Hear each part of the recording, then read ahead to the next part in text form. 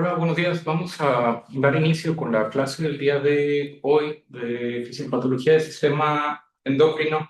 Hoy vamos a terminar con los contenidos de las alteraciones del eje hipotálamo-hipófisis y vamos a continuar justamente en donde nos quedamos en la clase anterior en la evaluación neuroradiográfica. Vamos a continuar viendo algunas imágenes de resonancia magnética para ver algunas diferencias importantes entre las diferentes entidades que estamos realizando en este curso.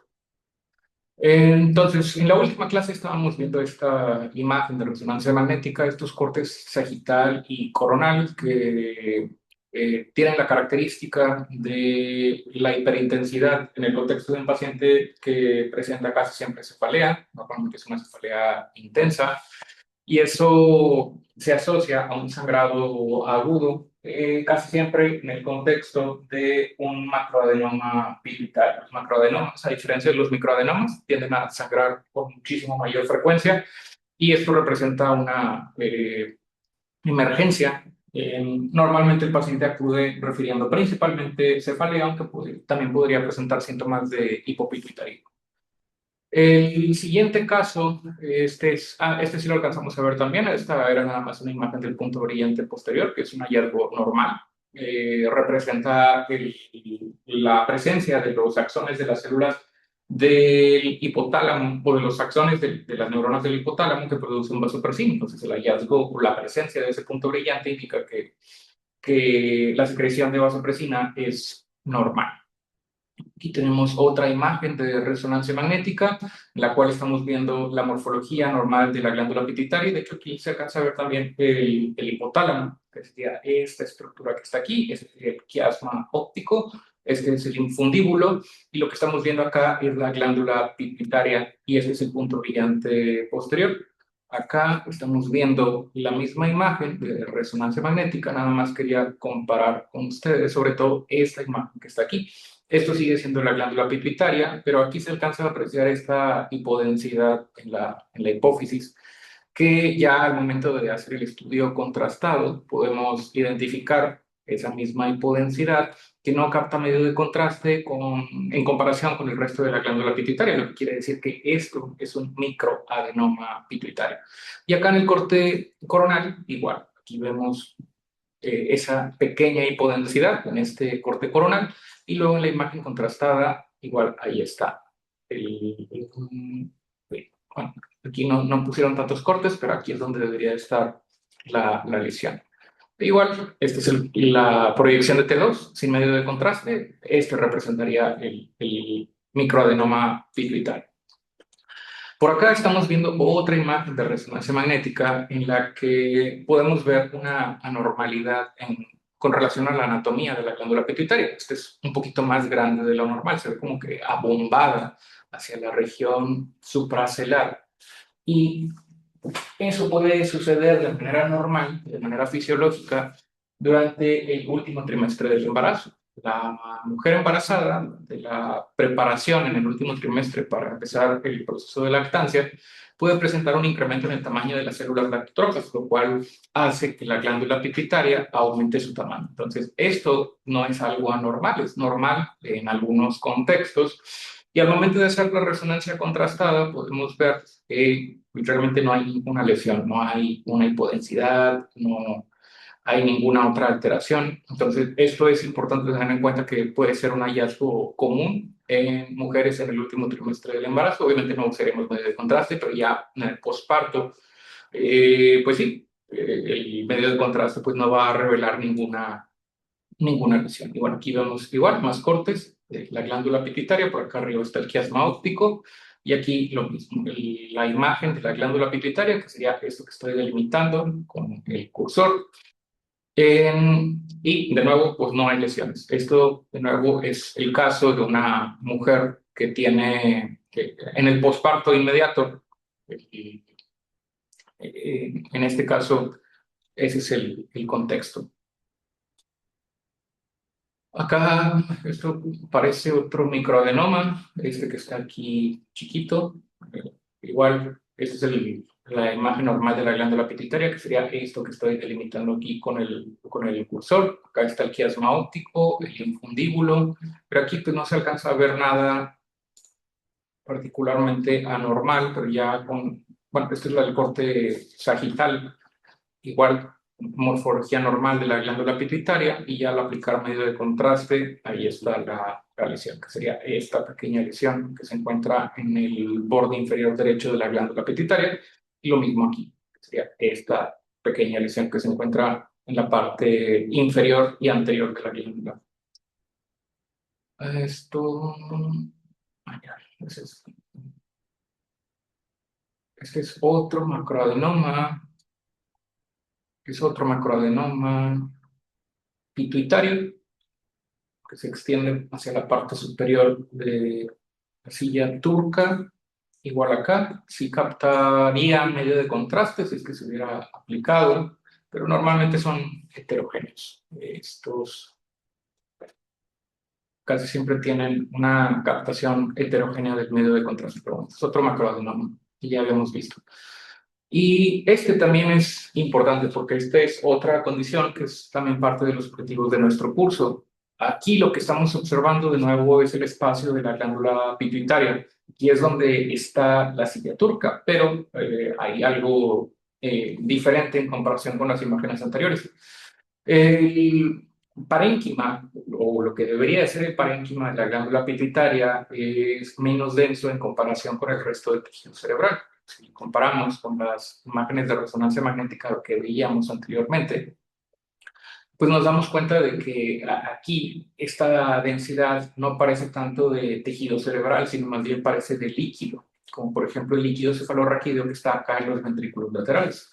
Entonces, eso nos debe hacer sospechar que lo que estamos observando aquí, pues no es la glándula pituitaria, que se trata del líquido cefalorraquídeo que está ocupando el espacio de la glándula en la silla turca. Entonces, algo que nos puede ayudar aquí para confirmar es que cuando se hace el estudio contrastado, cuando se administra el medio de contraste, pues vamos a ver, primero obviamente que los vasos sanguíneos se pintan de color blanco, pero al momento de administrar el contraste, pues de nuevo ese espacio que quedaba aquí en la silla turca sigue de color negro, no capta medio de contraste porque obviamente es líquido cefalorraquídeo y el líquido cefalorraquídeo no lo va a captar.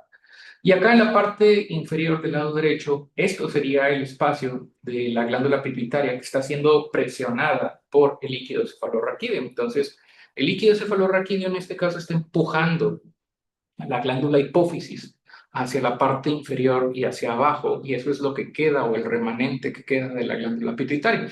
Esto no necesariamente significa que el paciente va a tener hipopituitarismo, porque en algunos casos, aunque tenga una silla turca vacía, la glándula pituitaria que está presionada todavía sigue siendo funcional. Entonces, el hecho de tener una silla turca no siempre o no necesariamente se va a significar hipopituitarismo, pero es algo que, otro caso de otra imagen distinta a lo que podemos hallar en la glándula pituitaria. Entonces, ya hemos visto prácticamente todos los posibles las alteraciones más importantes de la glándula hipófisis. Ya vimos microadenomas, macroadenomas, la apoplejía pituitaria, y esta es la silla turca, y creo que ya eran los más importantes. Vamos a ver. Aquí también, de hecho, se alcanza a ver bastante bien la anatomía normal de la glándula y del hipotálamo. Esto que está aquí es el hipotálamo, que es lo que está aquí, el infundíbulo, y aquí está la glándula pituitaria. Y aquí es otro microadenoma, pero con esto ya vimos mucho, sería esta lesión que está aquí. Es un estudio contrastado y déjenme ver si acá está la proyección. Aquí no se alcanza a ver, pero aquí sí. Igual, glándula pituitaria y este es la lesión hipodensa, que es el microadenoma pituitario. Y bueno, esto es otro macroadenoma pituitario. Este es como la cabeza del hombre de nieve, y acá está el macroadenoma, que sí capta medio de contraste, que ya nos permite delimitar con mayor detalle esta lesión. Pero esto es similar a lo que ya habíamos visto en otras imágenes. Dime, Paula. Doctor, los macroadenomas también se ven sin contraste. Sí, sería esto, por ejemplo.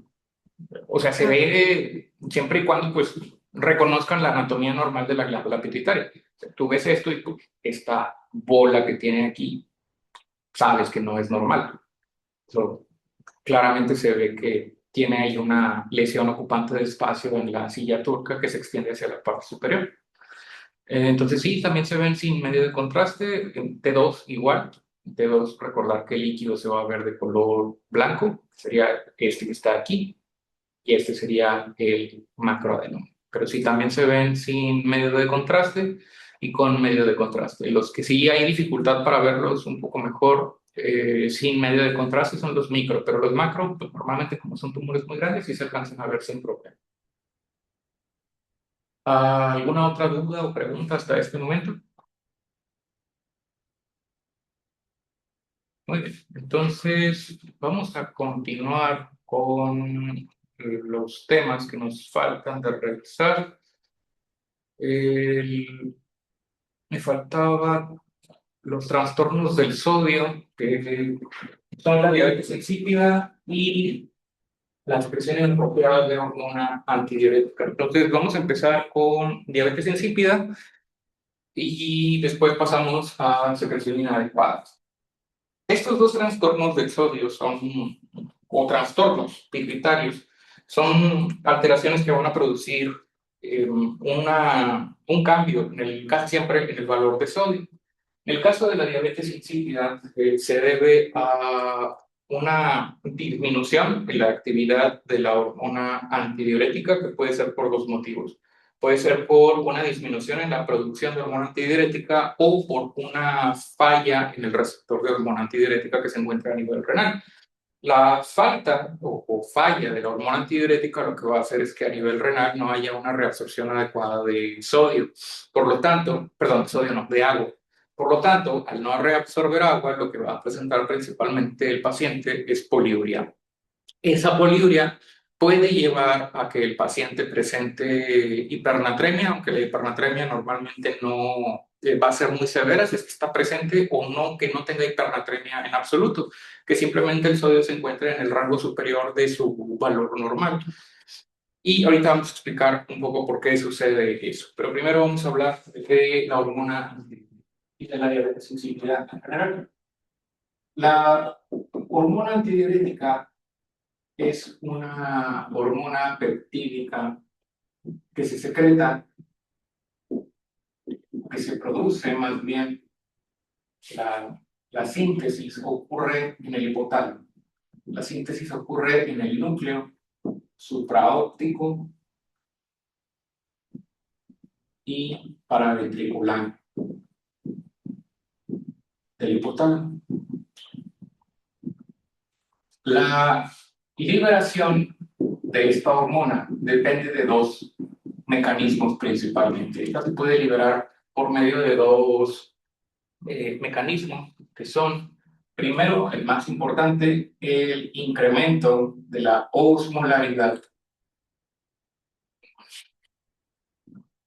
El incremento de la osmolaridad plasmática. La osmolaridad plasmática, ya saben ustedes lo que es la osmolaridad, es un valor que nos dice qué tantos solutos, cuál es la concentración de solutos con relación a la cantidad de agua presente en un determinado compartimento. En este caso nos estamos refiriendo al plasma o a la sangre. Entonces, el mecanismo principal por el cual se libera la hormona antidiurética para incrementar la reabsorción de agua a nivel renal es al del incremento de la osmolaridad. Esto quiere decir que si yo estoy perdiendo agua, porque estoy perdiendo agua a través del sudor, porque estoy teniendo vómitos, porque estoy teniendo evacuaciones diarreicas o por la razón que sea, simplemente porque estoy deshidratado o porque no estoy tomando suficiente agua, al reducirse la cantidad de agua presente en mis vasos sanguíneos, pues eso va a ocasionar que los solutos se concentren todavía más y eso produce un incremento en la osmolaridad. El incremento en la osmolaridad es lo que estimula la liberación de hormona antidiurética desde la neurohipófisis. En general, se considera que el umbral de liberación de la hormona antidiurética ocurre aproximadamente a los 280 miliosmoles. Esto quiere decir que si consideramos la osmolaridad efectiva normal, que se mueve en un rango de entre 275 a 290, el valor de 280 representa el umbral de liberación de la hormona antidiurética. Esto quiere decir que si asumimos, por ejemplo, el cero, el nivel de ADH y acá la osmolaridad. En 280, la liberación de ADH está suprimida. Entonces, cuando la osmolaridad va incrementándose, eso también produce el incremento en los valores de ADH. A mayor osmolaridad, o entre más alta sea la osmolaridad plasmática, se eleva todavía más la hormona antidiurética. Y al revés, por debajo de un valor de 280 de osmolaridad, en teoría no debería de haber liberación de hormona antidiurética. ¿Por qué? Porque si la osmolaridad está baja, quiere decir que hay más agua en comparación con la cantidad de solutos y por lo tanto no necesito reabsorber más agua, lo que quiero es deshacerme del exceso de agua. Por eso es que por debajo de 280 no se libera de ADH y se produce una mayor cantidad de orina, principalmente con una baja osmolaridad. Entonces, ese es el primer estímulo para la liberación de ADH. El segundo estímulo es un estímulo que es parte del sistema renina-angiotensina-aldosterona, que controla la presión arterial. Cuando baja mi presión arterial, que puede deberse, por ejemplo, a una reducción del volumen por hemorragia o por alguna otra razón, esto va a activar el RAS. Y el RAS, a través de la angiotensina 2, también estimula la liberación de hormona antidiurética. Entonces, la angiotensina 2 tiene muchos efectos que obviamente algunos los conocen bastante bien, por ejemplo, estimular la liberación de aldosterona a nivel de la corteza suprarrenal, pero también estimula la liberación de ADH. Entonces, este mecanismo es independiente de la liberación por parte de los osmoreceptores o por la identificación de la osmolaridad, lo que quiere decir que este solo mecanismo ayuda a mantener la presión arterial al incrementar no solo la liberación de aldosterona, sino también la liberación de hormona antidiurética. Y finalmente, el efecto de la hormona antidiurética, este va a ejercer su efecto en tres tipos de receptores. El V1A, que es un receptor de vasopresina que se encarga de incrementar o generar vasoconstricción. Este es el receptor que produce la vasoconstricción y es una de las razones por las cuales utilizamos la vasopresina como vasopresor. Cuando una persona está teniendo hipotensión, recurrimos a medicamentos vasopresores como la noradrenalina, la dopamina y también la vasopresina, que puede ayudarnos en el contexto de un paciente que está en shock. Después está el receptor V1B. El V1B incrementa la liberación de la corticotropina. Esto tiene importancia sobre todo por la prueba de estimulación de CRH y de desmopresina, que vamos a ver más adelante en el tema de glándula suprarrenal. Pero pues para fines del agua o de la reabsorción de agua no tiene mucho importancia. Y el más importante para la reabsorción de agua es el V2. El receptor V2, este es el que incrementa, perdón, la inserción de acuaporinas tipo 2 a nivel del túbulo colector. En el túbulo, bueno, en la segunda porción del túbulo contorneado distal y en el túbulo colector. Las acuaporinas tipo 2. Y es importante recordar que son acuaporinas tipo 2 porque estas son las que son dependientes de vasopresina. Las acuaporinas tipo 1, que se encuentran en las otras porciones de la nefrona, túbulo contorneado proximal, Henle, túbulo contorneado distal, la primera porción, tienen acuaporinas tipo 1 que no dependen de la absorción o más bien de la presencia de ADH y por lo tanto no se ve afectado su absorción de agua en esas otras porciones del linfoma. Entonces, eso era nada más para tener un breve resumen de cómo funciona la hormona antidiurética. Ahora sí vamos a pasar a diabetes insípida.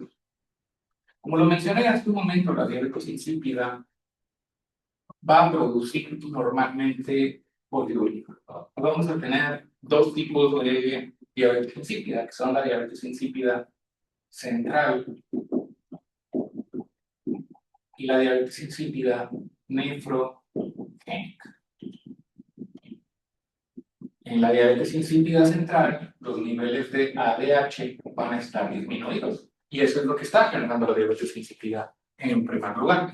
Y en el caso de la diabetes insípida nefrogénica, aquí los niveles de ADH van a estar elevados. En la nefrogénica el problema es la resistencia a la hormona antidiurética. Ahora, las etiologías también son distintas. Por ejemplo, en el caso de las causas nefrogénicas, como etiologías podemos mencionar las alteraciones hidroelectrolíticas o los trastornos, por ejemplo, como la hipocalemia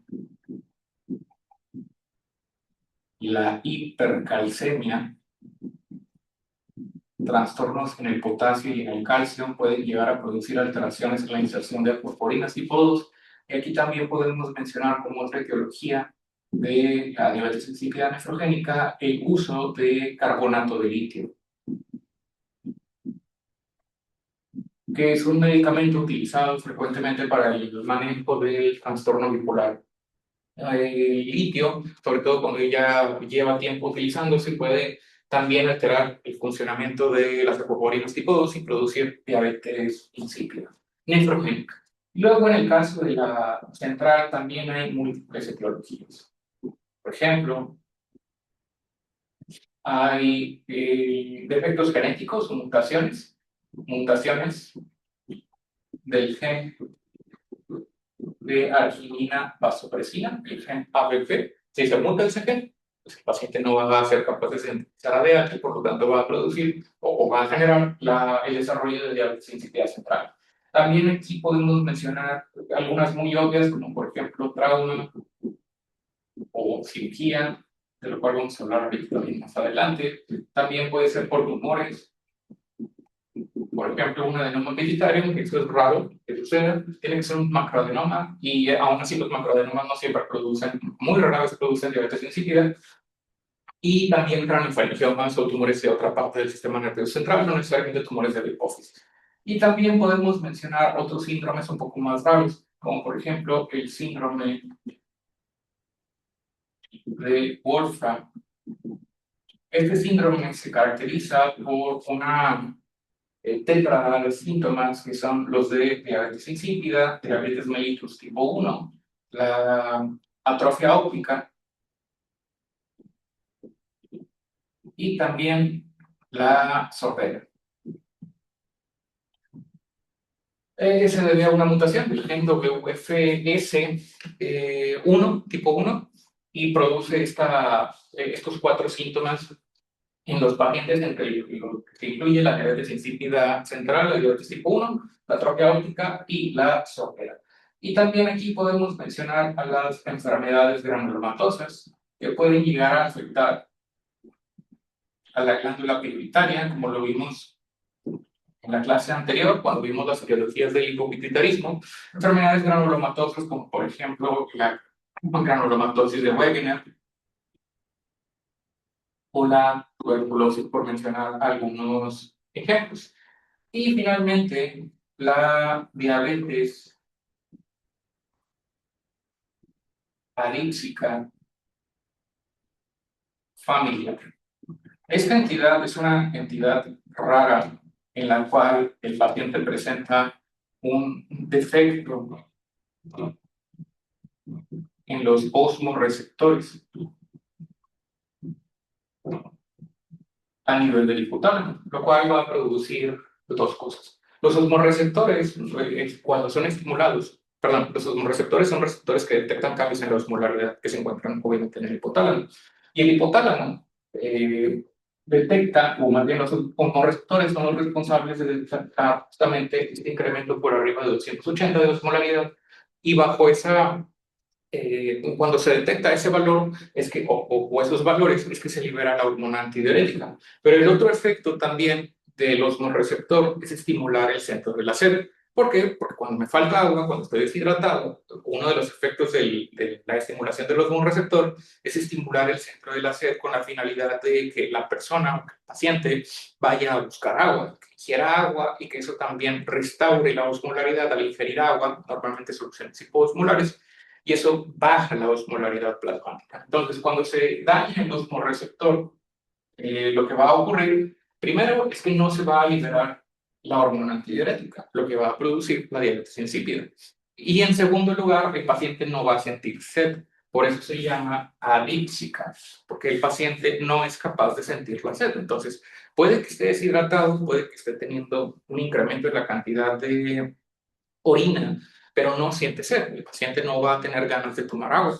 Sin embargo, no quiere decir que el paciente no sea capaz por completo de liberar ADH, porque como lo vimos hace un momento, la ADH se libera en respuesta a dos estímulos, que son el incremento de la osmolaridad plasmática y también en respuesta a la hormona, a la hormona angiotensina 2. Esto quiere decir que conforme el paciente empieza a presentar poliuria, baja la presión arterial y la disminución de la presión arterial activa el RAS, eleva los niveles de angiotensina 2 y eso produce la liberación de ADH.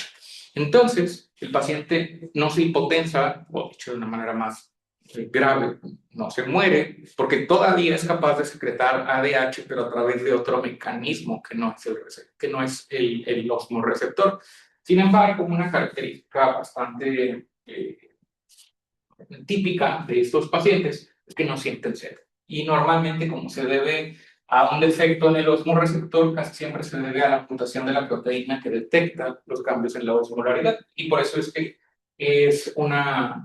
se transmite de manera autosómica. Entonces nos vamos a enfocar a continuación en los cambios que ocurren en la diabetes insípida y posteriormente vamos a pasar al diagnóstico y tratamiento de la enfermedad. Pero era importante hablar sobre las diferentes etiologías de los dos tipos de diabetes. Que de nuevo, aunque nos estamos enfocando más en la diabetes insípida central, pues vamos a hablar también de la diabetes insípida nefrogénica, sobre todo tener en cuenta algunas de las principales etiologías y vamos a aprender también a diferenciarlo de al momento del diagnóstico, cómo identificar cada una de estas. Ahora, antes de pasar al diagnóstico de diabetes insípida propiamente, nada más quería hablar un poco más sobre esta parte, el trauma o la cirugía. El trauma o un paciente que se somete a un procedimiento quirúrgico en el cual no necesariamente se tiene que manipular el hipotálamo o la hipófisis, pero si se manipulan estructuras adyacentes al hipotálamo o la hipófisis, puede provocar la lesión temporal o permanente de las neuronas que se encuentran en esta región del sistema nervioso. Cuando una persona presenta diabetes insípida por este mecanismo, va a producirse algo que se conoce como respuesta trifásica. La respuesta trifásica es un cambio en la liberación de hormona antidiurética que responde a tres tiempos y en los cuales vamos a observar primero un incremento en el volumen urinario, después una reducción del volumen urinario y finalmente un incremento también del volumen urinario. La primera parte de esta respuesta trifásica se llama shock axonal. La primera parte es la parte que se llama shock axonal. La segunda parte es la degeneración axonal terminal. Y la tercera parte es la degradación axonal retrógrada. Estas tres etapas describen lo que sucede con las neuronas cuando son manipuladas, aunque no necesariamente hayan sido lesionadas de manera permanente. Por ejemplo, lo más común o el ejemplo típico de esto es cuando a una persona le quitan un macroadenoma o hipofisial, o en general algún otro tumor del sistema nervioso central.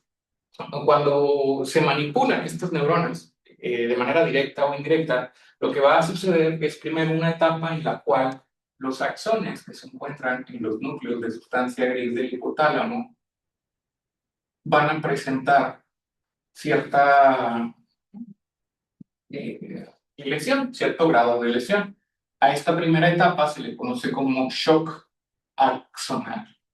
En el shock axonal, lo que va a suceder es que la neurona va a activar mecanismos de protección de la célula y va a dejar de liberar de manera temporal la vasopresina que tiene almacenada en estas neuronas. Entonces, si yo manipulé un tumor que estaba cerca de la neurohipófisis, cerca del hipotálamo, lo que puede suceder es que las neuronas entren en este estado de shock axonal y dejen de liberar hormona antidiurética. Entonces, como dejan de liberar hormona antidiurética, lo que va a suceder es que el paciente va a desarrollar diabetes insípida. Y al desarrollar diabetes insípida, lo que va a suceder es que va a incrementarse el volumen urinario.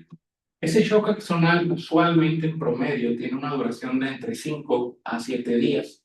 Y una vez pasado ese tiempo, estas mismas neuronas que habían entrado en shock axonal van a presentar degeneración axonal terminal. Esto quiere decir que la parte terminal del axón, de la glándula pituitaria o de la neurohipófisis, se va a degradar. Y es en esa parte terminal en donde se encuentra almacenada toda la vasopresina o toda la ADH.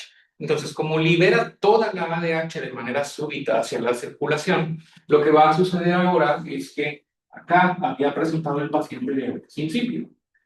Y aquí, al liberar de manera excesiva la ADH, va a ocurrir lo opuesto. Va a ocurrir una secreción inapropiada de hormona antidiurética. Se libera toda la ADH de manera súbita, se libera toda la hormona antidiurética y como hay demasiada hormona antidiurética hay mucha reabsorción de agua y como hay un exceso de reabsorción de agua, baja el volumen urinario. Y finalmente, después de otros 5 a 7 días aproximadamente que dura esta segunda etapa, hay un último proceso que se llama degradación axonal retrógrada. Ese proceso de degradación axonal retrógrada es cuando, debido al daño en la punta del axón, puede degenerarse el resto de la neurona. Esto quiere decir que de manera retrógrada se afecte también el soma o el cuerpo neuronal que se encuentra en el hipotálamo. Entonces, la lesión a lo mejor nada más ocurre aquí en la neurohipófisis, pero de manera retrógrada se va afectando todo el axón hasta afectarse el soma. Y como se afectó o se degradó toda la neurona que producía la ADH, pues el paciente ya queda incapaz para producir nueva ADH.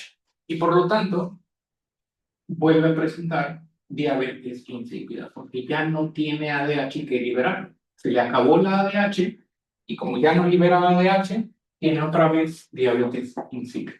Entonces, esas son las tres etapas de esta respuesta trifásica. El shock axonal, en el cual hay diabetes insípida y un incremento del volumen urinario por la falta de liberación de ADH. La degeneración axonal terminal, en la cual hay un exceso de liberación de ADH y una reducción del volumen urinario. Y finalmente una tercera etapa de degradación axonal retrógrada en la cual vuelve a ocurrir la diabetes insípida y el exceso de volumen urinario debido a que las neuronas se degradaron y ya no es capaz de producir el paciente hormona antidiurética nueva. Esta última etapa no ocurre en todos los pacientes porque depende en gran medida de qué tan severo haya sido el daño que provocó la respuesta trifásica en primer lugar. Hay algunos pacientes que ya no presentan esa última etapa, que puede que después de la secreción inapropiada de hormona antidiurética, que la neurona no se haya degenerado y que la neurona recupere su capacidad de sintetizar ADH. Por lo tanto, regrese a el volumen urinario normal en esta última etapa.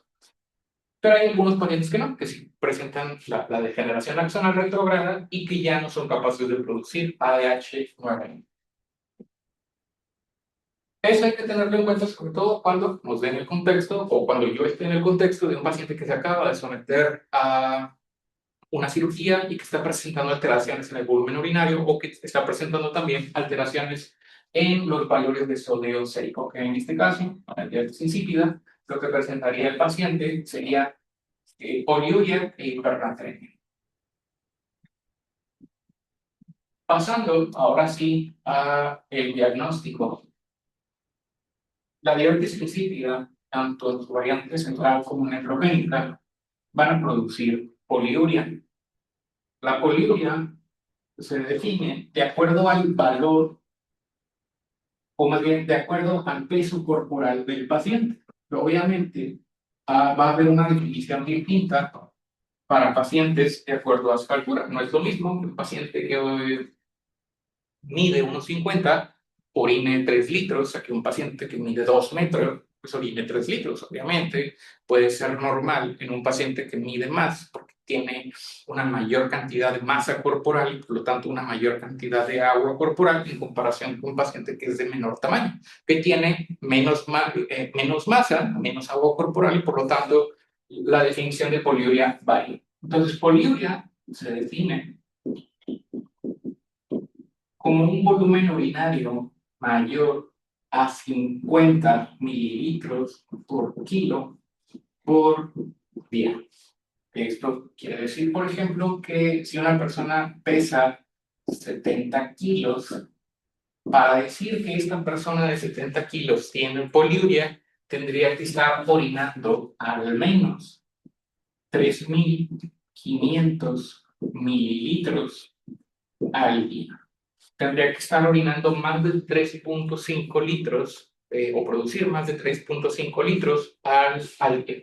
Obviamente puede ser muchísimo más, pero ese es el punto para definir la poliuria. Y es importante la definición de poliuria porque puede que el paciente no esté realmente identificando si solamente está yendo más frecuentemente al baño o si verdaderamente está produciendo un volumen urinario mayor. Por ejemplo, si una persona tiene hiperplasia prostática, eso puede generar retención de orina en el interior de la vejiga por la hiperplasia y puede ocasionar que el paciente esté teniendo un incremento en la frecuencia con la cual va a orinar, pero no necesariamente significa que el paciente tiene mayor producción de orina. Entonces, por eso es importante la definición para poder distinguir entre estas dos entidades. Si yo tengo la duda, pues lo único que tengo que hacer es pedir una recolección al paciente de orina de 24 horas, mido qué tanto orinó y yo puedo calcular de acuerdo a su peso corporal o a su peso corporal principalmente, si realmente tiene poliuria o si simplemente el paciente está orinando más frecuentemente de lo normal, pero el volumen se mantiene. Entonces, una vez que ya identifique que mi paciente sí tiene poliuria, lo siguiente que tengo que considerar es descartar la principal causa de poliuria en general a nivel mundial. La principal causa de poliuria, que de nuevo es una diuresis de más de 50 mililitros kilo al día, lo primero que tengo que descartar es la diabetes mellitus. La hiperglicemia. ¿Por qué la hiperglicemia? Porque la hiperglicemia va a generar una diuresis osmótica. La diuresis osmótica es aquella en la cual el exceso de glucosa presente en los túbulos renales hace que el agua no se reabsorba y por lo tanto que esté produciendo un volumen urinario mayor al normal. Por mucho, la diabetes es más frecuente que la diabetes mellitus o por la hiperglicemia es más frecuente que la diabetes insípida central o la nefrogénica. Entonces, yo voy a descartar etiologías de lo más frecuente a lo menos frecuente. Entonces, si estoy evaluando a un paciente con poliuria, lo primero que tengo que descartar es que no tenga hiperglicemia. Ahora, no todo un paciente con diabetes va a tener poliuria. ¿Por qué? Porque el umbral renal de glucosa, esto quiere decir el valor de glucosa sérica al cual van a saturarse todos los transportadores SGLT2 que se encuentran en el riñón, es de 180 miligramos por decilitro. Dicho de una manera sencilla, cuando una persona tiene un valor de glucosa superior a 180 miligramos por decilitro, este valor representa el umbral en el cual se saturan todos los SGLT2 y es cuando empieza a aparecer la glucosuria. O sea que hay glucosa en porciones distales de la nefrona y eso está generando que no se reabsorba agua y que por lo tanto haya poliuria. Pero yo puedo tener diabetes y si mi diabetes está bien controlada y tengo, por ejemplo, un valor de glucosa de pues, a lo mejor 105 miligramos por decilitro, que está por arriba de los 100, pero sigue estando controlado de acuerdo a un paciente que tiene diabetes, podría no presentar poliuria. ¿Por qué? Porque estoy muy por debajo del umbral renal. En ese valor de glucosa, aunque estoy por encima de los 100 miligramos, todavía es capaz mi riñón de reabsorber toda la glucosa que se está filtrando. Y como reabsorbo el 100% de glucosa, no hay glucosa en las porciones distales de la nefrona. Y como no hay glucosa en las porciones distales de la nefrona, no hay diuresis osmótica. Entonces, tiene que sobrepasarse el umbral renal de glucosa para que aparezca la glucosuria y por lo tanto la diuresis osmótica. Entonces, esto es relativamente fácil de descartar. Si un paciente tiene poliuria, lo que puede hacer es medir sus niveles de glucosa en sangre. Y si sus valores de glucosa en sangre son inferiores a ese valor del umbral renal de glucosa, pues descarto que se trate de una diuresis osmótica. El paciente tiene poliuria por alguna otra razón. Entonces, una vez descartada la diabetes, procedo a medir los valores de sodio sérico. Aunque esto no necesariamente o no siempre nos va a ayudar. Si el paciente presenta un valor de sodio sérico inferior a 135, que es el rango normal inferior del sodio. El sodio se desplaza en un rango de 135 a 145. Si el paciente tiene menos de 135, pues quiere decir que el paciente está que la sangre del paciente está diluida. Eso quiere decir que está tomando más agua de la normal probablemente. Entonces, cuando el sodio sérico está bajo en el contexto de un paciente que tiene poliuria, pues tengo que pensar que primera posibilidad que el paciente tiene polidipsia primaria. El paciente está tomando más agua de lo normal. El paciente está tomando a lo mejor 4 litros, 5 litros, 6 litros de agua al día. Y obviamente su riñón va a funcionar de manera normal. Si yo empiezo a tomar más agua de lo normal, pues mi riñón va a suprimir por completo la liberación de ADH y va a producir un mayor volumen urinario. Entonces voy a tener poliuria. Estoy teniendo poliuria como una respuesta ante la polidipsia, ante el incremento en la ingesta de líquido.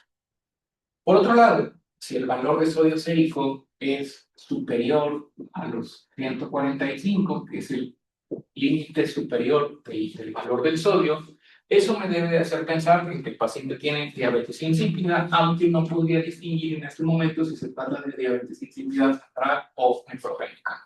Ahora, esto no siempre ocurre. La mayor parte de los pacientes que tienen diabetes insípida casi siempre van a tener un valor de sodio que está dentro del rango normal, o sea, un sodio que está entre 135 a 145. Esto sucede porque si yo tengo diabetes insípida central, por ejemplo, si mi hipófisis no está produciendo ADH, todavía tengo el centro de la sed. Entonces, aunque no haya ADH, estoy teniendo poliuria. Eso está generando un incremento del volumen urinario.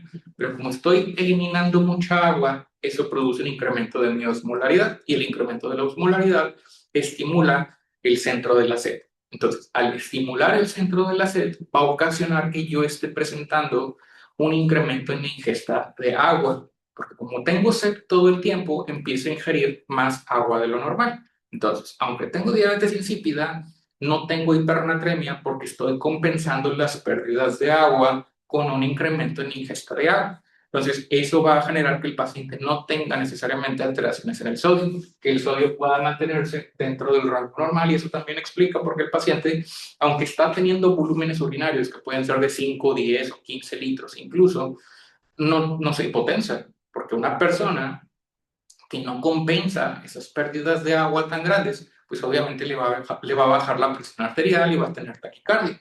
Pero siempre y cuando el paciente se mantenga tomando agua para compensar el incremento en la pérdida de agua generada por la diabetes insípida, pues no necesariamente va a presentar algún otro síntoma fuera de la poliuria y de la polidipsia. Entonces, estos pacientes que pueden presentar un sodio sérico normal, pero tienen poliuria, pueden llegar a urgencias o a la consulta con un sodio normal de 135 a 145. Entonces, ¿cómo los vamos a diagnosticar? Podemos diagnosticar de dos maneras. La primera, por medio de la medición de la copeptina.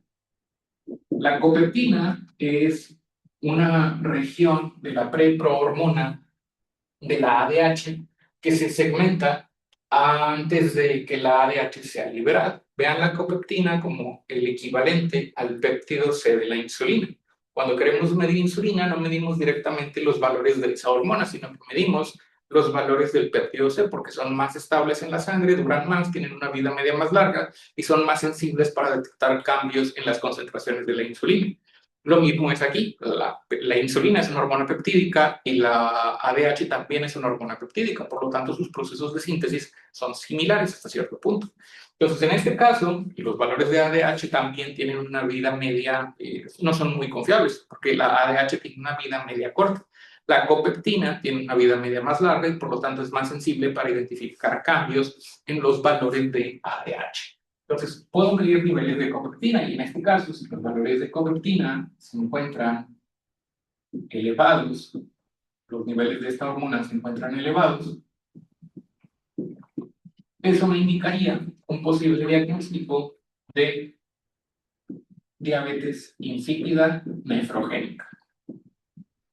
Porque quiere decir que el paciente sí es capaz de producir ADH si los niveles de copeptina están elevados, pero por alguna razón el riñón no está respondiendo adecuadamente.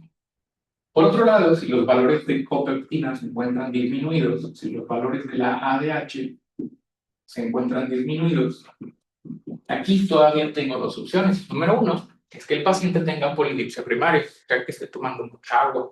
Y en segundo lugar, que el paciente tenga diabetes insípida central. Entonces, para distinguir entre estas dos entidades, lo que puedo hacer es someter al paciente a una prueba con solución salina. Lo que hago es básicamente administrar una solución salina al paciente que tiene como propósito incrementar la osmolaridad plasmática.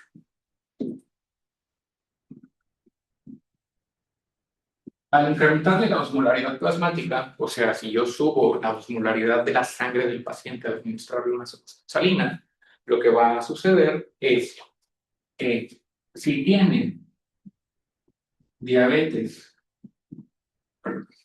si después de administrarle la prueba con solución salina, los niveles de copeptina siguen bajos, perdón, los niveles de copeptina siguen estando bajos, esto quiere decir que el paciente tiene diabetes insípida central. ¿Por qué? Porque si ya lo forcé o elevé la osmolaridad de manera artificial del paciente y aún así sigue sin producir copeptina, pues quiere decir que el paciente de plano no puede sintetizar la hormona. Y por lo tanto, diagnostico diabetes insípida central. Si por otro lado los niveles de copeptina se elevan después de administrar la solución salina, quiere decir que el paciente pues nada más está tomando mucha agua, porque sí es capaz de producir la hormona. Entonces, en este caso, el diagnóstico es polidipsia primaria.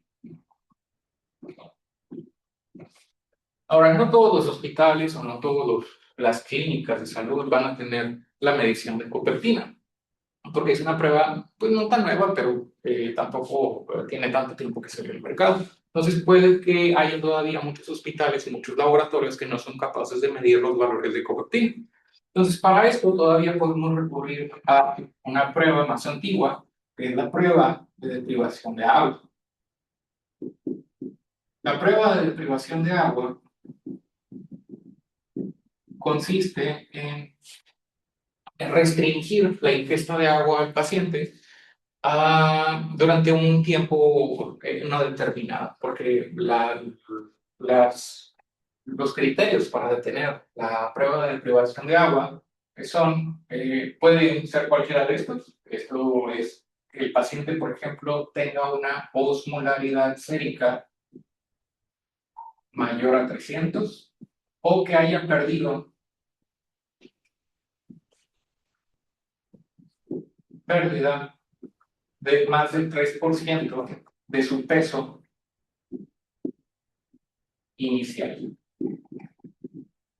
Esto quiere decir que, aunque se cumpla cualquiera de estos dos criterios, eso es una indicación para detener la prueba de privación de agua. Si empezamos esta prueba, por ejemplo, a esta hora, a las 11 de la mañana, no hay un tiempo específico en el cual se vaya a detener la prueba, sino que me van a estar haciendo mediciones cada hora o cada 2 horas de los valores de mi osmolaridad sérica. Por eso tienen que sacar una muestra de sangre para medir la osmolaridad plasmática. Si llega un momento en el cual la osmolaridad plasmática es mayor a 300, en ese momento se detiene la prueba. En promedio, la prueba casi siempre se hace entre 10 a 14 horas aproximadamente, puede ser un poquito más o un poquito menos, va a ir dependiendo de la persona. La otra indicación para detener la prueba sería que haya una pérdida de más del 3% del peso corporal. Esto quiere decir que si yo pesaba 70 kilos al inicio de la prueba, pues tendría que pesar aproximadamente el 3% de 70 es 2.1, sería 70 menos 2.1, y esto nos da un total de 67.9. O sea que cuando yo pese 67.9 o menos, es cuando se va a detener la prueba, porque quiere decir que ya perdí 3% de agua a través de la orina. Una vez que ya paré la prueba por cumplir con cualquiera de esos dos criterios de osmolaridad o del peso corporal, ahora sí, después de realizar la prueba de privación de agua, voy a medir la osmolaridad urinaria. Y al medir la osmolaridad urinaria, voy a tener varios posibles resultados. Primero, si la osmolaridad urinaria es menor a 300 miliosmoles, si la osmolaridad urinaria es menor a 300 miliosmoles, quiere decir que el paciente, aún a pesar de que su osmolaridad está muy alta o de que ya orinó una porción significativa de su agua corporal y sigue teniendo una osmolaridad urinaria baja, pues eso quiere decir que efectivamente tiene diabetes insípida. Pero todavía no podría yo decir si es diabetes insípida central o nefrogénica. Para esto, voy a hacer la administración de desmopresina. Administrar desmopresina. La desmopresina es un análogo de la vasopresina que actúa en los receptores de vasopresina. Para hacer esta prueba, lo que voy a observar es cómo cambia la osmolaridad urinaria del paciente. Si el paciente, después de la administración de la desmopresina, presenta un incremento en la osmolaridad urinaria de más del 50%, esto es diagnóstico de diabetes insípida central. Porque quiere decir que lo único que le faltaba al paciente era vasopresina. Porque cuando yo le administré la desmopresina, empezó a absorber el agua, a reabsorber el agua, perdón, concentró la orina y obviamente se incrementó la osmolaridad urinaria. Por lo tanto, el diagnóstico era diabetes insípida central. Si por otro lado, el incremento en la osmolaridad urinaria, o sea, sí sube, pero sube menos del 50%, en ese caso, el diagnóstico es una diabetes insípida nefrogénica.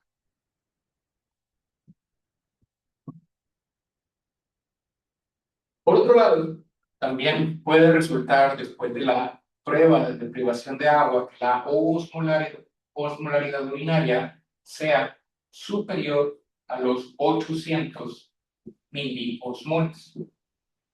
Si ese es el caso, quiere decir que cuando yo le quité el agua al paciente, el paciente estuvo orinando durante un rato, pero eventualmente, como sí era capaz de producir hormona antidiurética y alcanzó se liberó la hormona antidiurética y empezó a reabsorber agua, su orina se concentró. Lo único que hice fue entonces darme cuenta de que al quitarle el agua, el paciente sí era capaz de retener, de secretar ADH y de retener el agua. Entonces, cuando esto sucede, el diagnóstico es polidipsia primaria. Entonces, ¿cuál era el problema? El problema era simplemente que el paciente estaba tomando mucha agua. En el momento en el que yo le quité el agua, cuando ya le quité el acceso al agua, pues ya no tuvo ese incremento en la ingesta o esa mayor ingesta normal de agua y dejó de orinar mucho. Y me di cuenta de que sí podía concentrar la orina. Finalmente, el último caso es qué sucede cuando el paciente tiene una osmolaridad entre 300 a 800 después de realizar la prueba. En este caso, lo recomendable es también hacer una administración de desmopresina.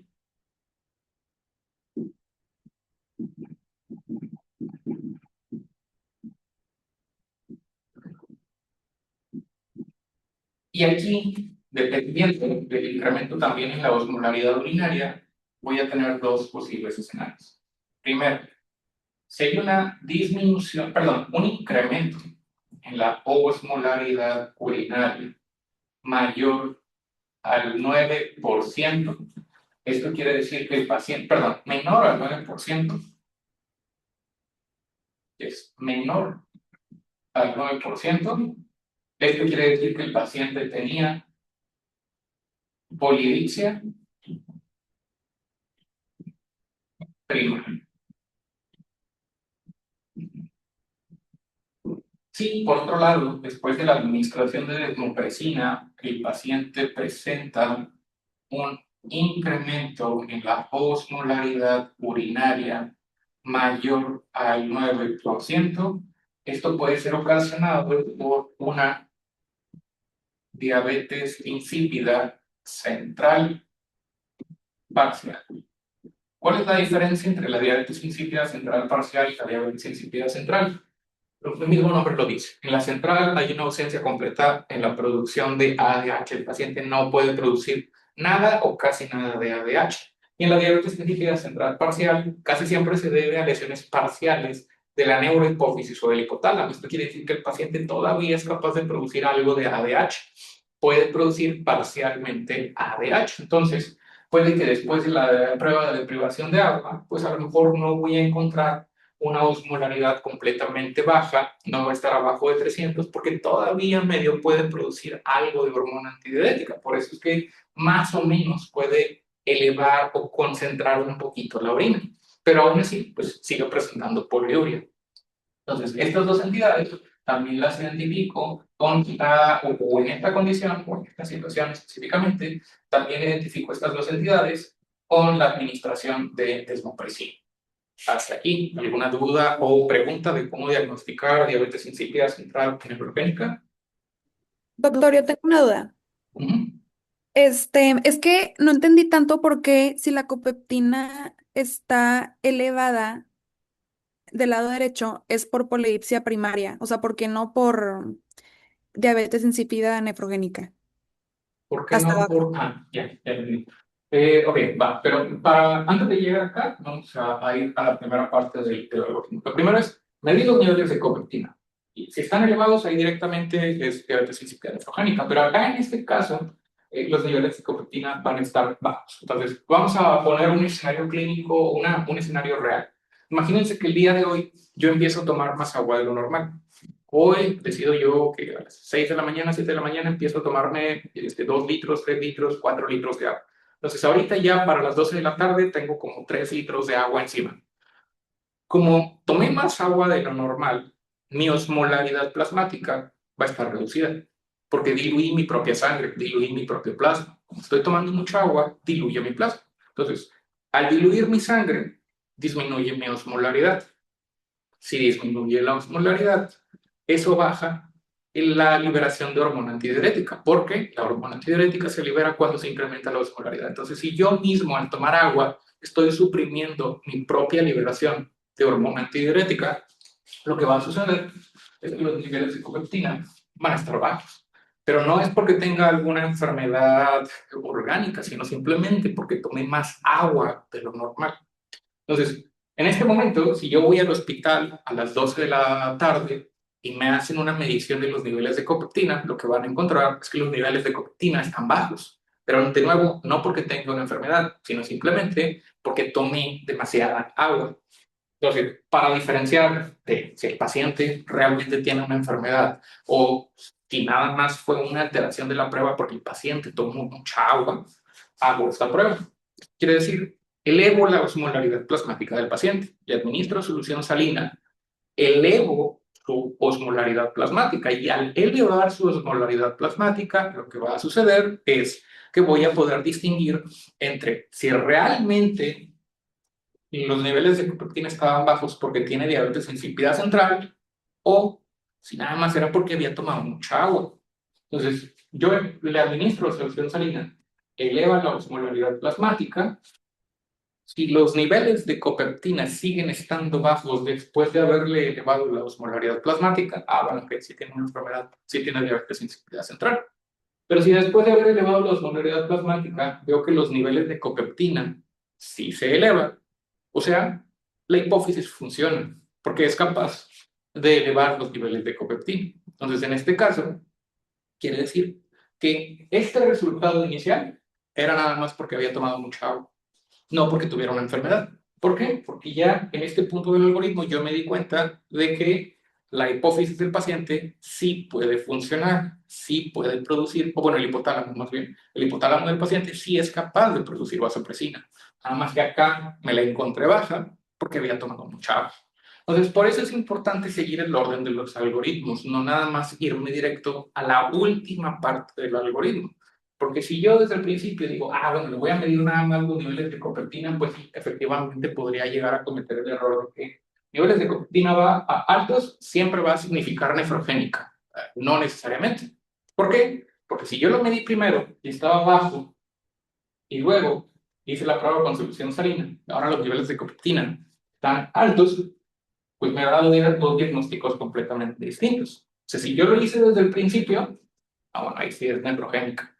Pero si yo lo hice después de que los niveles de copeptina estaban bajos y le administré la solución salina para llevar la osmolaridad, bueno, acá es polidipsia primaria. Entonces, no se quede nada más con la última parte del algoritmo. Es importante aprender por qué llegamos ahí, cuál fue el camino que llegamos hasta llegar para encontrar el diagnóstico que tenía el paciente. Entonces, esa es la razón por la cual acá, cuando los niveles de copeptina están altos, es polidipsia primaria y no diabetes insípida nefrogénica, porque eso ya lo descarté acá. En este punto ya había yo descartado la diabetes insípida nefrogénica. Si hubiera sido diabetes insípida nefrogénica desde el principio, los niveles de copeptina hubiesen estado altos desde la primera vez que yo medí los niveles de copeptina y no después de haber elevado su osmolaridad plasmática. Eh, ¿Quedó un poco más claro el por qué la diferencia entre estos dos? ¿O todavía hay Sí. alguna duda? No, sí, mil gracias. ¿Alguna otra duda hasta este momento? Doctor, yo no le entendí a lo de la polidipsia primaria, pero en lo de, o sea, cuando la osmolaridad está normal y luego se le administra desmopresina, Ujú. ¿por qué polidipsia primaria? O sea, eso sí no lo entendí. Acá, esto puede suceder sobre todo cuando el paciente tiene polidipsia primaria. De nuevo, también para entenderlo mejor, podríamos plantear un ejemplo de la vida real. Imagínense que de nuevo yo tengo polidipsia primaria, estoy tomando mucha agua. Entonces, como estoy tomando mucha agua, el día que yo sé que me van a hacer la prueba de desmopresina, pues igual sigo tomando mucha agua. Hasta, no sé, por poner un ejemplo, a las 7 de la mañana. Entonces, yo estuve tomando mucha agua hasta las 7 de la mañana. Como tomé mucha agua, probablemente al inicio, cuando a mí me pesaron, a lo mejor pesaba un poquito más de lo normal porque estoy sobrecargado de agua. Como tomo mucha agua, me sobrecargo de agua y por lo tanto, pues a lo mejor no pesaba 70 kilos, los 70 kilos que normalmente peso. A lo mejor en ese momento estaba pesando 72 kilos porque me eché 2 litros o 3 litros de agua extra antes de que me hicieran la prueba de deprivación y por lo tanto no llegué a la prueba pesando mis 70 kilos de siempre, llegué pesando 72 kilos. Entonces, a lo mejor yo llegué a la prueba, de nuevo, no pesando 70 kilos, llegué pesando 72 kilos. Pero de nuevo, esos 2 kilos extra eran pura agua que yo me tomé antes de hacer la prueba. Entonces, los doctores están haciéndome la prueba de privación de agua, ya llevo 8 horas, 9 horas a lo mejor, y llega un punto en el cual, pues ellos como me habían pesado al principio, yo pesaba 72. Entonces, digo, no he calculado el 3% de 72, pero debe de ser como de 69.3, probablemente algo así. Pero vamos a suponer que ya perdí el 3% de mi peso corporal. Entonces, como ya perdí el 3% de mi peso corporal, a lo mejor ya peso 69 kilos. Los doctores dicen, bueno, vamos a suspender la prueba porque ya cumplimos con uno de los criterios para detener la pérdida de privación de agua. Pero, pues en ese caso, la osmolaridad puede resultar todavía dentro del rango normal. ¿Qué quiere decir? Ya cumplí con el criterio para detener la prueba. Entonces, en teoría, ya no debería de continuarla. Si yo la hubiera continuado, probablemente, eventualmente el paciente hubiera llegado acá, pero la detuve antes de tiempo, no por error, sino porque sí cumplí con el criterio para detenerlo, pero no estaba considerando que el paciente podía venir un poquito sobrecargado de agua por la polidipsia primaria. Entonces puede que yo me encuentre con este contexto, que a lo mejor pues, resulta que la osmolaridad pues, no está acá y tampoco alcanzó a llegar acá. Entonces en ese contexto solamente hay dos cosas que lo podrían estar provocando, o que sea una polidipsia primaria o una diabetes insípida central parcial. Y la desmopresina es lo que nos va a ayudar a distinguir entre estas dos entidades. Entonces aquí, en este caso específicamente, le administro la desmopresina. Entonces, en ese contexto, probablemente ya estaba bien cerca de llegar a los 800. Probablemente andaba el paciente ya con una osmolaridad de 500 a 600 o 600 a 700. Y en ese caso, si yo le doy un poco de desmopresina, pues sí se va a elevar, pero pues, no va a llevar mucho en comparación a si hubiese sido la diabetes insípida central parcial. Aquí se eleva más porque en este caso al paciente sí le falta ADH y en este caso al paciente no le falta ADH. O sea, en polidipsia primaria, perdón, el paciente es completamente capaz de producir el 100% de la ADH. Lo único que faltó fue tiempo. Detuve la prueba antes de tiempo. A diferencia de en la diabetes insípida central parcial, el paciente produce ADH, pero no produce la cantidad normal de ADH. Por lo tanto, en comparación estos dos, cuando yo le administro la descompresina, va a concentrar más la orina porque a este sí le falta ADH en comparación con este. Como a este no le falta ADH, pues sí va a subir la osmolaridad urinaria, pero no va a subir tanto como a este, al que sí le falta descompresina. ¿Queda un poquito más claro? Sí, gracias, doctor. Andrea, Doctor, nada más no me quedó.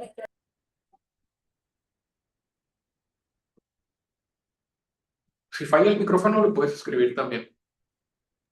Ay, ¿me escucha? Sí, ¿Sí me escucha? sí, sí, te escucho. Ah, ok. A ver, dame un segundo. ¿Por qué un paciente tendría polidipsia primaria? O sea, ¿sería como un trastorno psiquiátrico o por qué ingeriría cantidades, litros y litros de agua? Bueno, no necesariamente un trastorno psiquiátrico. O sea, no, ¿cómo decirlo sin que suene feo? Pues el hecho de tomar mucha agua, pues sí puede ser parte de un trastorno obsesivo compulsivo o algún trastorno de ansiedad, pero no necesariamente algo patológico. O sea, pues hay personas a las que pues, les gusta el agua y puede llegar a tomar 4 litros o 5 litros de agua al día. Digo, también en parte puede ser influenciado un poco por las campañas con las que nos bombardean todos los días de que tenemos que estar tomando agua, cierta cantidad de agua al día, porque si no, mis riñones van a dejar de funcionar, o de que hay una cantidad de agua recomendada de manera generalizada para todas las personas. Muchas veces encontramos en panorámicos o en las redes sociales que tienes que tomar 2 litros o 3 litros de agua al día. E incluso hasta te venden esos botes que traen ahí, creo que, no me acuerdo, son como 2 o 3 litros y te lo ponen así con etiquetitas de vas empezando, y you can do it, y ya casi lo logras, cosas así. Pero la cantidad de agua que debe de tomar una persona varía en función a su peso corporal. O sea, una persona que pesa 100 kilos, pues no tiene el mismo requerimiento de agua en comparación a alguien que pesa 45 kilos. Obviamente, el que pesa más necesita más agua en comparación con el que pesa menos. Pues si el que pesa menos está siguiendo la recomendación del que pesa 100 kilos, pues va a tomar más agua de la normal. Y eso puede generar, obviamente, poliuria. Entonces, pues sí, puede darse dentro del contexto de un trastorno psiquiátrico, sin duda, pero no toda polidipsia primaria es necesariamente algo que requiera atención necesariamente psiquiátrica, a lo mejor psicológica tal vez, pero vaya, si estamos hablando solamente de una polidipsia primaria aislada, sin ningún otro signo, síntoma de ansiedad, obsesión o compulsión, pues no pasa nada. ¿Alguna otra duda, pregunta?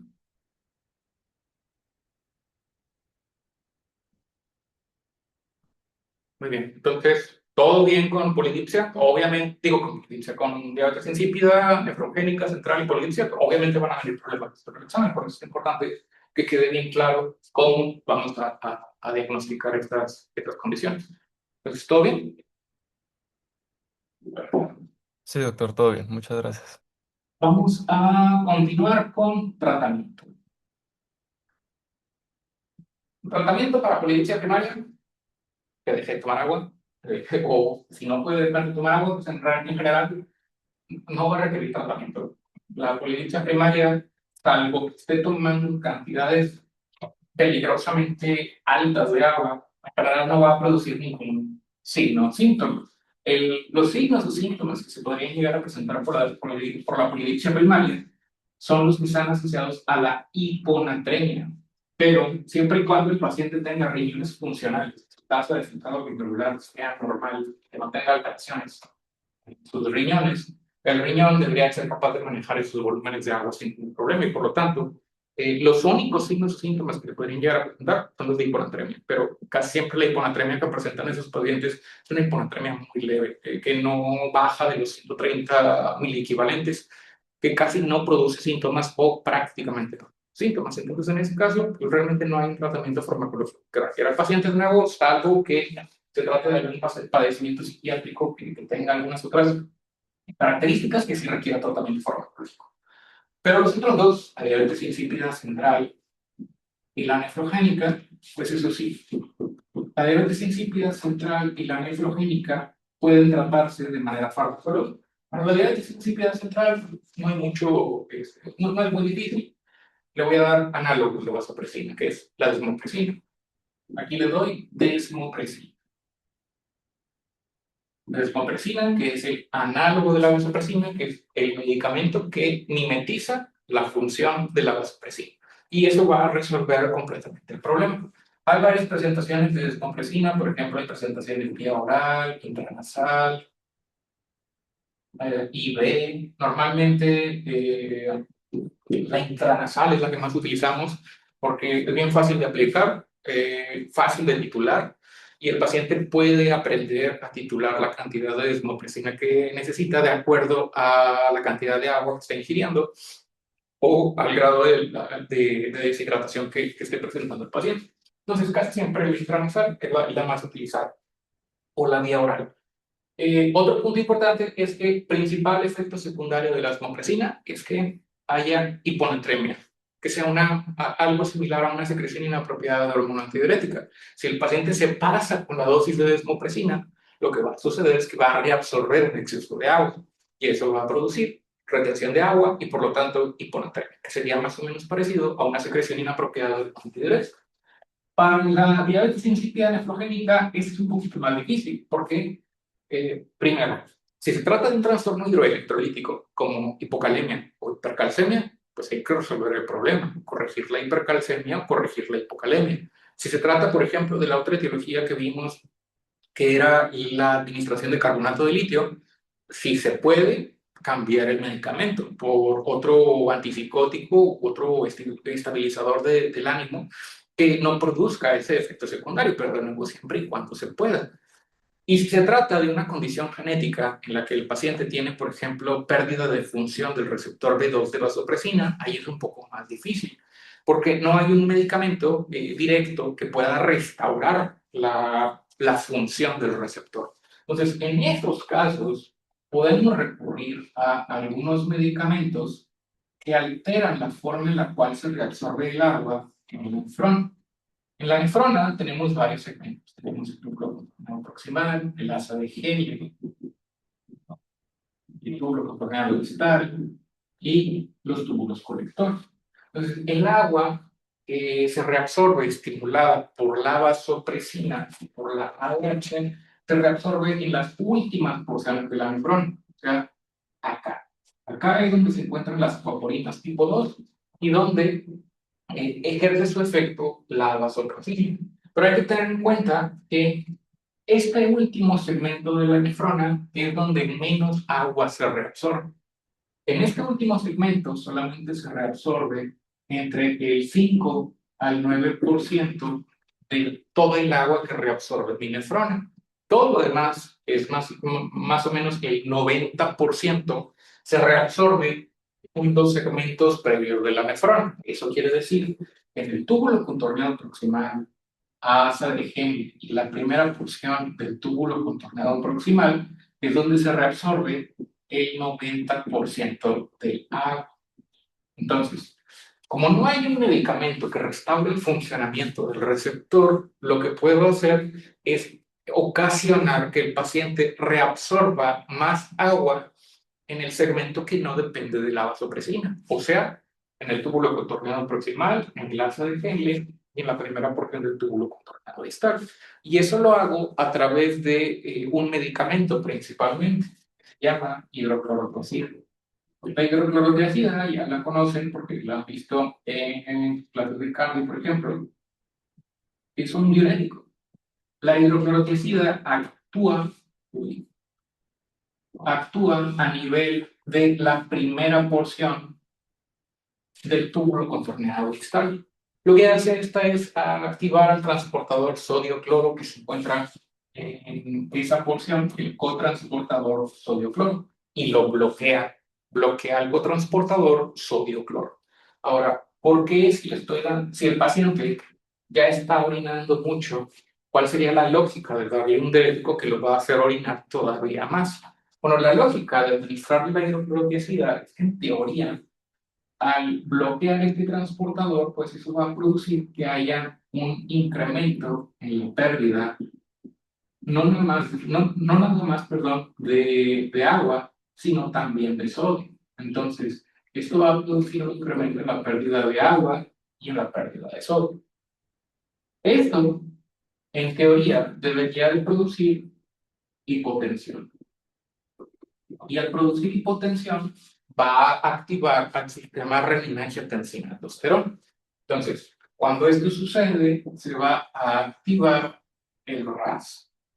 Al activar al sistema renina-angiotensina-aldosterona, lo que va a producir es el incremento en los niveles de la angiotensina 2. La angiotensina 2, como les dije hace un momento, tiene muchos efectos. Incrementa obviamente la liberación de aldosterona, incrementa la liberación de ADH, pero otro de los efectos que tiene la angiotensina 2 es a nivel del túbulo contorneado proximal. Lo que hace la angiotensina 2 es incrementar la absorción de agua en el túbulo contorneado proximal.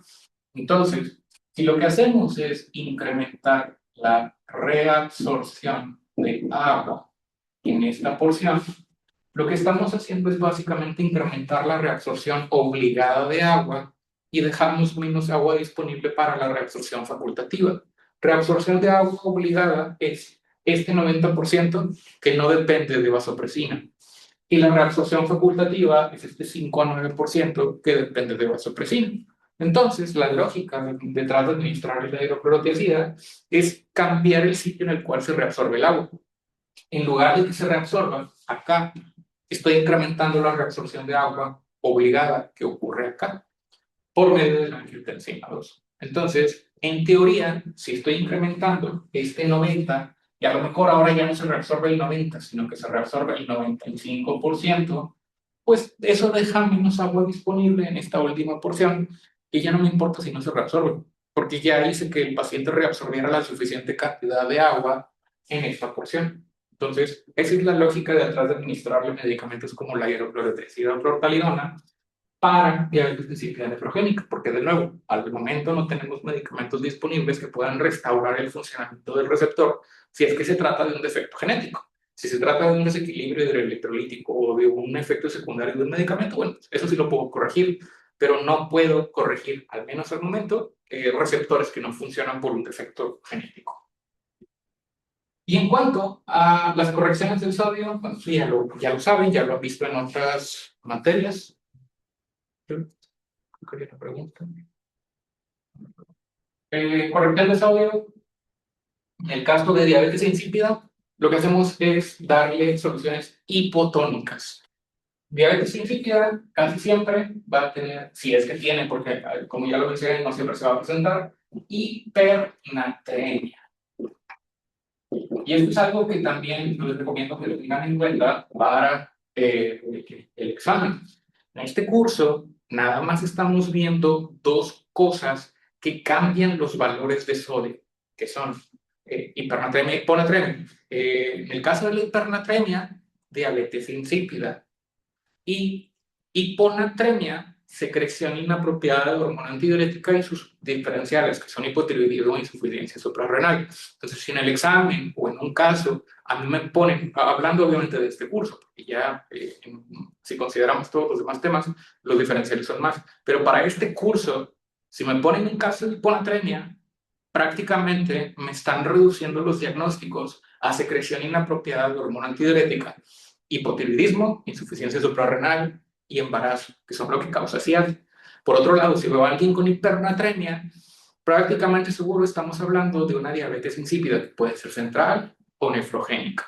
Pero no tienen que estar pensando, al menos no en este momento, porque no lo incluye el temario en otros diagnósticos diferenciales. Si ven una hipernatremia en el examen, en el caso integrador, piensen en diabetes insípida. Si ven una hiponatremia en el examen, en el caso integrador, piensen en secreción inapropiada de hormona antidiurética, porque no hay más, no estamos viendo otras cosas que produzcan estas entidades en el examen, en este curso, perdón. Entonces, si tiene diabetes insípida, va a tener hipernatremia. ¿Cómo tratamos la hipernatremia? Dándole agua. Dale agua si es que tolera la vía oral. Si no tolera la vía oral, dextrosa. Solución dextrosa al 5%. Le damos solución dextrosa porque la solución dextrosa solamente tiene agua con glucosa, no tiene sodio. Entonces, es básicamente agua libre. Entonces, le damos agua libre, que es la presentación intravenosa. Pero de nuevo, si puede tolerar la vía oral, pues que consuma agua vía oral. Y ahora sí, ya terminamos con eso. Diabetes insípida. Vuelvo a preguntar dudas sobre diabetes insípida, central o nefrogénica. Muy bien. Para terminar, nos falta secreción inapropiada de hormona antidiurética.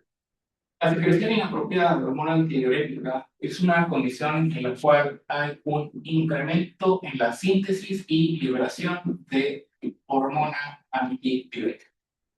Esto puede ocurrir por muchas razones, ahorita vamos a explicar algunas de ellas. Entre las muchas etiologías que existen, perdón, antes de las etiologías, el exceso de ADH va a producir varias cosas. Primero, esto va a producir un incremento en la reabsorción de agua a nivel renal. Si hay un incremento en la reabsorción de agua, el paciente va a tener una mayor cantidad de agua y por lo tanto se va a diluir su sodio. El incremento en la reabsorción de agua va a producir siempre hiponatremia. Siempre. Aquí no es como en la diabetes insípida. Aquí siempre, sin excepción, siempre el paciente va a tener sodio bajo. Que de nuevo, a lo mejor en la diabetes insípida eso no ocurre siempre, pero aquí sí. Aquí siempre va a haber hiponatremia. Ahora, el paciente tiene hiponatremia, pero tiene una característica muy particular, que es que tiene euvolemia.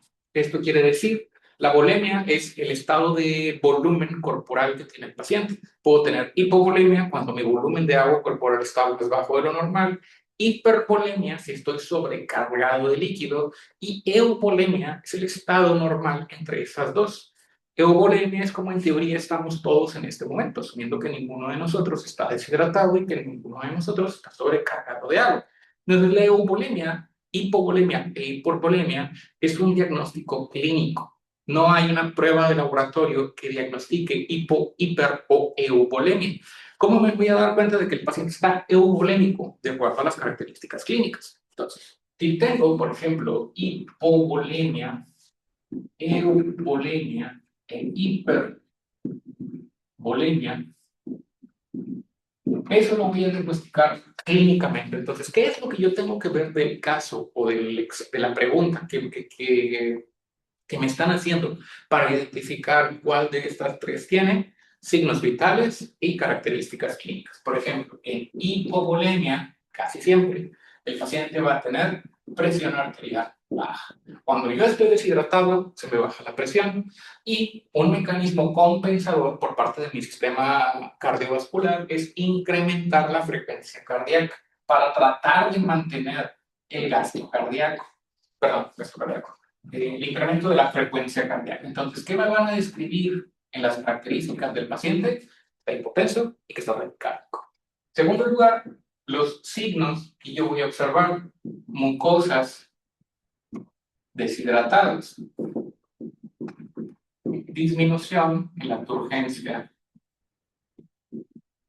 de la piel. O sea, que me deben de decir, las mucosas del paciente están deshidratadas, la piel está con una menor turgencia, tiene hipotensión, tiene taquicardia, ok, nos están diciendo que está deshidratado, que está hipovolémico. Por otro lado, la hipervolemia, pues aquí puede tener casi siempre hipertensión, la frecuencia cardíaca puede estar alta o normal. Casi siempre se ocurre en el contexto de una insuficiencia cardíaca. La insuficiencia cardíaca también puede estar bajo el gasto cardíaco y se incrementa la frecuencia cardíaca como un mecanismo compensatorio, aunque depende mucho de otras condiciones, como por ejemplo enfermedad renal crónica también puede producir hipervolemia.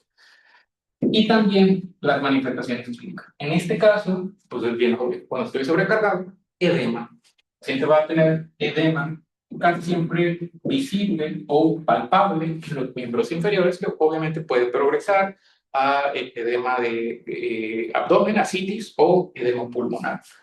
En euvolemia, entonces, presión arterial normal, frecuencia cardíaca normal y mucosas hidratadas, no edema. Entonces, esto es la euvolemia. Ahora, este paciente que tiene conocerme por una secreción inapropiada de hormona antidiurética, ¿por qué tiene euvolemia? ¿Por qué no tiene ninguna de las otras dos? Lo lógico sería que el paciente presente hipervolemia si es que está presentando una reabsorción excesiva de agua, pero eso no sucede normalmente porque cuando el paciente empieza a secretar de manera normal la ADH, va a haber mecanismos compensadores. Nuestro cuerpo regula la osmolaridad y el volumen por vías distintas. La osmolaridad la regula por medio de la ADH y el centro de la sed. Y el volumen lo regula a través del RAS y también el péptido natriurético auricular. Entonces, esos dos sistemas están funcionando de manera independiente, pero tienen muchas cosas en común. Sin embargo, cuando estos dos sistemas que regulan osmolaridad y volemia entran en conflicto, se prefiere preservar el volumen antes que la osmolaridad, porque las alteraciones del volumen producen síntomas más graves en comparación que las alteraciones de la osmolaridad, al menos en el corto plazo. Entonces, esto quiere decir que cuando un paciente empieza a reabsorber un exceso de agua, lo que va a ocurrir es que va a haber un incremento en el volumen y al mismo tiempo una disminución en la osmolaridad. Esto es importante porque los criterios para diagnosticar secreción inapropiada de hormona antidiurética, adelantándome un poco el diagnóstico, son justamente las cosas que estamos describiendo en este momento. Los criterios mayores para el SIAD, que de nuevo es muy importante que se los aprendan, son, en primer lugar, hiponatremia. En segundo lugar, hipoosmolaridad. En tercer lugar, euvolemia clínica. Ahora, ¿por qué ocurre la euvolemia? Ya mencioné que al incrementar la reabsorción de agua, incrementa el volumen y baja la osmolaridad. Baja la osmolaridad porque estoy reabsorbiendo mucha agua y eso va a ocasionar que mi sangre se diluya y que baje la osmolaridad. Esto es una osmolaridad menor a 275, que es el rasgo inferior normal de osmolaridad.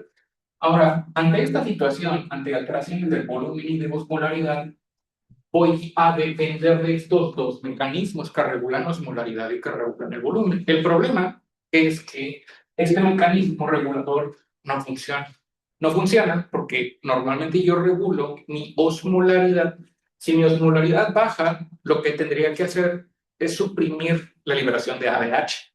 Suprimir la liberación de ADH para ya no reabsorber agua, que el agua se tire y de esa manera elevar la osmolaridad. Pero, porque el problema inicial es que estoy secretando un exceso de ADH, pues quiere decir que este mecanismo no va a funcionar. Entonces, este mecanismo regulatorio no funciona. Pero el que sí funciona es el mecanismo regulador de volumen. Ese sí funciona. Entonces, ¿cómo voy a hacerle para regular el volumen? Cuando yo tengo un exceso o sobrecarga de volumen en mi cuerpo, eso va a producir un incremento en la precarga, un incremento en la cantidad de sangre que está llegando a la aurícula derecha. Eso produce la dilatación de las aurículas y va a generar un incremento en la liberación del péptido natriurético auricular. ¿Qué es lo que hace el péptido natriurético auricular? El péptido natriurético auricular va a producir bloqueo del canal epitelial de sodio que se encuentra en el túbulo colector, y al bloquear va a reducir la reabsorción de sodio en el túbulo colector. Y enseguida, como consecuencia directa de la disminución en la reabsorción de sodio generada por el péptido natriurético auricular, si no se reabsorbe sodio, no se reabsorbe agua, porque el agua siempre sigue a los solutos. Si los solutos se quedan en el líquido tubular porque el péptido natriurético auricular está bloqueando la reabsorción de sodio, el agua tampoco se reabsorbe. Entonces, al bloquear la reabsorción de sodio, bloqueo la reabsorción de agua. ¿Por qué? Que hay que recordar cómo funciona la reabsorción de agua en el túbulo renal. En el túbulo renal, si este es el líquido tubular, y acá tengo las paredes de los túbulos renales, por ejemplo, aquí tengo el canal, aquí tengo el canal epitelial de sodio, y acá de este lado tengo la acuaporina tipo 2. A lo mejor tengo muchas acuaporinas tipo 2, porque tengo un exceso de ADH. Pero es importante recordar que las acuaporinas tipo 2 son canales. Esto quiere decir que son difusión facilitada. No mueven las moléculas de agua de manera activa. No mueven el agua de manera activa. Para que el agua pase a través de las acuaporinas tipo 2, tiene que haber reabsorción de solutos. Esto quiere decir que se reabsorba el sodio a través de los ENaC. Se reabsorba el sodio a través de los ENaC. Pero si el sodio no se reabsorbe porque el péptido natriurético auricular está bloqueando al ENaC, el agua, aunque estén abiertos todos los canales, no se va a mover porque el agua se reabsorbe por ósmosis siguiendo a los solutos. Si no hay solutos reabsorbiéndose, tampoco se reabsorbe el agua. Entonces, ¿qué es lo que le va a suceder al paciente? Como el péptido natriurético auricular bloquea la reabsorción de sodio y bloquea la reabsorción de agua en la misma proporción, lo que va a ocurrir es la restauración del volumen. Baja el volumen del paciente o mantiene más bien la euvolemia, evitando la hipervolemia. Sin embargo, persiste la hipoosmolaridad y persiste la hiponatremia. ¿Por qué? Porque la ANP no va a corregir la hiponatremia, no puede corregir la hiponatremia. Entonces, solamente corrige la euvolemia, pero no corrige la hiponatremia ni la hipoosmolaridad. Por lo tanto, el paciente va a tener una hiponatremia hipoosmolar euvolémica. ¿Qué otras características o qué otros criterios va a tener el CIAT? Son criterios mayores: sodio urinario. ¿Ya lo vimos? Si el péptido natriurético auricular está bloqueando la reabsorción de sodio, la cantidad de sodio que se está eliminando a través de la orina va a estar elevada. Entonces aquí el sodio urinario va a ser mayor a 30 miliequivalentes. Y finalmente, ¿cómo va a estar la osmolaridad urinaria? Sería lo opuesto a la diabetes insípida. Si en la diabetes insípida la osmolaridad urinaria está baja porque no se reabsorbe agua, aquí la osmolaridad urinaria va a ser mayor a 100 miliosmoles por litro.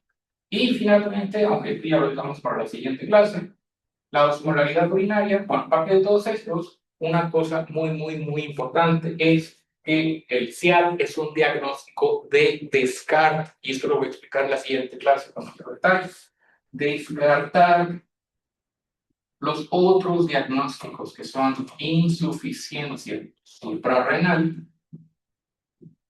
y, o me veo en hipotiroidismo.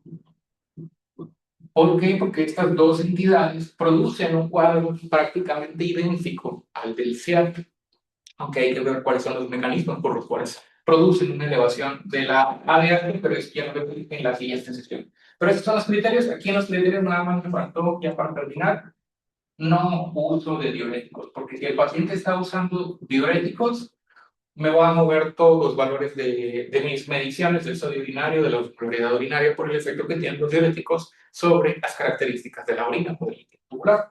Entonces, no uso de diuréticos. Entonces, estos son los criterios mayores para el diagnóstico de CIAL. Por atremia, posmolar eubulémica, un sodio urinario mayor a 30 y una osmolaridad urinaria mayor a 100 miliosmoles.